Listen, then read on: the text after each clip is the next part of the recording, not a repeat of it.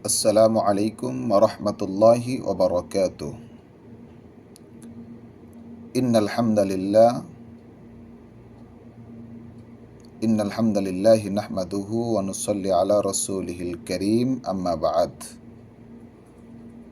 ফাআউযু বিল্লাহি মিনাশ শাইতানির রাজীম।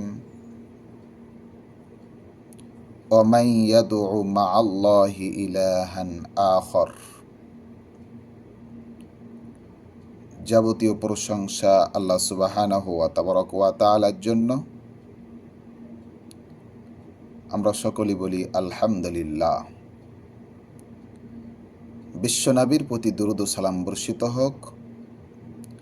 সংক্ষিপ্ত আকারে বলি আল্লাহুম্মা সাল্লি আলাইহি আল্লাহুম্মা বারিক আলাইহি।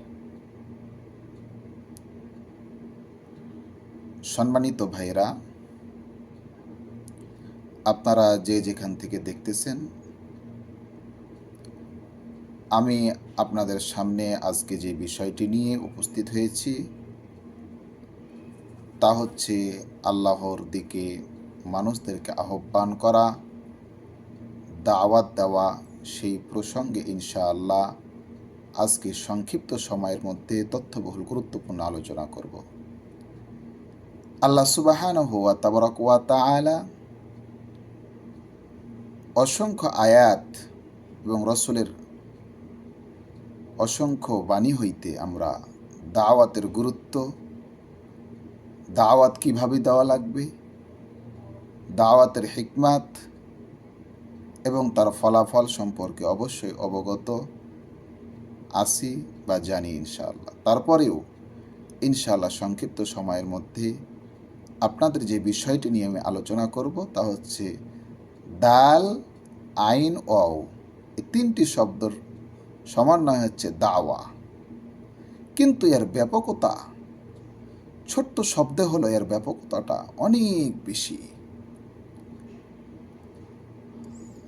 এর আবিধানিক অর্থ হচ্ছে আন্নিদা, ডাকা, অত্তলাব, ওয়াল হাসু ওয়াল হাজু ওয়াল ইস্তিমাল, অনেক আরও অর্থে ব্যবহৃত হয়।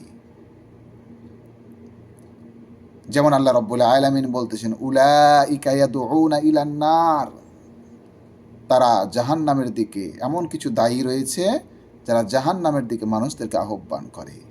আর আল্লাহ রাব্বুল আলামিন আল্লাহু ইয়াদউ ইলাল জান্নাতি ওয়াল মাগফিরাতি বিইজনি, আর আল্লাহ রাব্বুল আলামিন মানুষদেরকে জান্নাতের দিকে, তার ক্ষমার দিকে এবং রব্বুল আলামিন তার অনুমতিক্রমে যে ক্ষমা রয়েছে, জান্নাত রয়েছে, সে জান্নাতের দিকে আহ্বান করেন নাবিদের মাধ্যমে।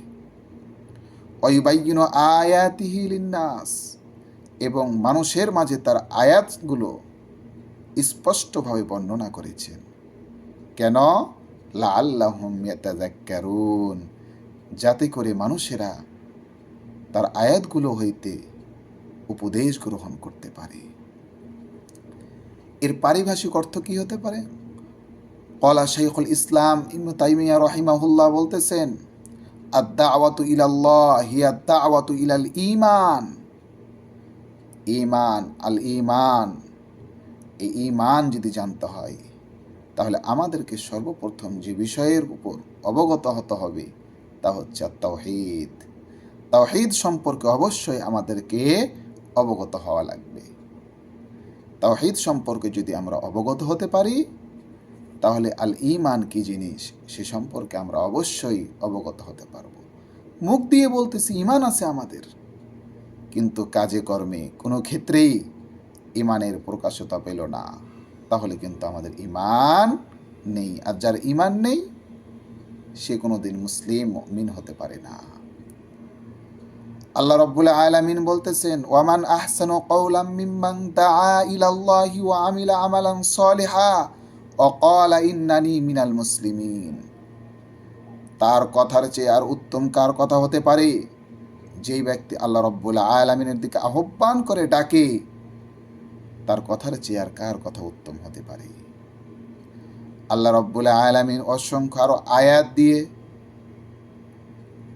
কুরআনুল কারীমের মধ্যে রব্বুল আলামিন এই দাওয়াতের গুরুত্বটা বুঝাইছেন। আল্লাহ রাব্বুল আলামিন যে দাওয়াতের কথা বলেছেন তা হচ্ছে মানুষকে কিভাবে দাওয়াত দেওয়া লাগবে, হিকমাতের সাথে দাওয়াত দিতে হবে। তার সাথে রাগারাগি করে দাওয়াত দিবেন, কেউ দাওয়াত গ্রহণ করবে না। ইসলাম ইন্নাদ্দীনা ইনদাল্লাহিল ইসলাম, এই ইসলাম কি জিনিস?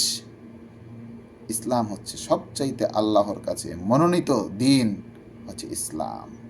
ইসলামের দিকে মানুষকে আহ্বান করতে হলে, ডাকতে হলে অবশ্যই নিজেকে আগে নম্রতা, ভদ্রতা, বিনয়তা, শালীনতা সব কিছু বিজয় রাখতে হবে, সব কিছু নিজের মধ্যে রাখতে হবে। অবশ্যই যদি নিজের মধ্যে এইগুলো রাখতে পারি তাহলেই মানুষকে দাওয়াত দিলে আল্লাহর দিকে, আর নিজে যদি সৎ আমল করতে পারি, ভালো আমল করতে পারি, তাহলেই মানুষ আল্লাহর দিকে যখন দাওয়াত দিবেন মানুষদেরকে, তখন আপনার আমার ডাকে মানুষ কি দিবে? সাড়া দিবে। একজন ইমামের কথা বলি। ইমাম শাফি রাহিমাহুল্লাহ বলতেছেন যে আল্লাহ রাব্বুল আলামিন সমগ্র কোরআন নাজিল না করে শুধু যদি সূরাতুল আসর নাজিল করতেন, ওয়াল আসর, সময়ের কসম, ইন্নাল ইনসানা লাফি খুসর, সমগ্র পৃথিবীর মানুষ ক্ষতির মধ্যে নিমজ্জিত, ইল্লাল্লাযীনা আমানু, তবে যারা ঈমান এনেছে, ওয়া আমিলুস সলিহাত, এবং সৎ কাজ করে, ওয়া তাওয়াসাউ বিল হক, এবং হকের পথে, সত্যের পথে মানুষদেরকে আহ্বান করে। আহ্বান করতে গিয়ে যত রকমের বালা মুসিবত আসুক না কেন, ওয়া তাওয়াসাউ বিস সবর, সেই সমাজে ধৈর্য ধারণ করে। ইমাম শাফিঈ বলতেছেন আল্লাহ সমগ্র কোরআন নাজিল না করে যদি সূরাতুল আসর শুধুমাত্র নাজিল করতেন, তাহলে সমগ্র পৃথিবীর মানুষের ইসলামের পথে চলার জন্য শুধুমাত্র এই সূরাটাই যথেষ্ট হয়ে যেত। অতএব আল্লাহ সুবহানাহু ওয়া তাআলা আপনাকে আমাকে ইসলামের পথ থেকে ইসলামের দিকে মানুষদেরকে আহ্বান করার তৌফিক দান করুন, এবং নিজেদেরকেও যেন ইসলামের ওপর আমরা, আল্লাহ রাব্বুল আলামিন আমাদের ঈমানের ওপর যেন থাকতে পারি, সেই তৌফিক আল্লাহ দান করুন। ওয়া সাল্লাল্লাহু তাআলা আলা খায়রি খালকিহি নবিয়িনা মুহাম্মদ ওয়া আলা আলিহি ওয়া সাহবিহি আজমাইন। আমিন। আসসালামু আলাইকুম ওয়া রাহমাতুল্লাহি ওয়া বারাকাতুহু।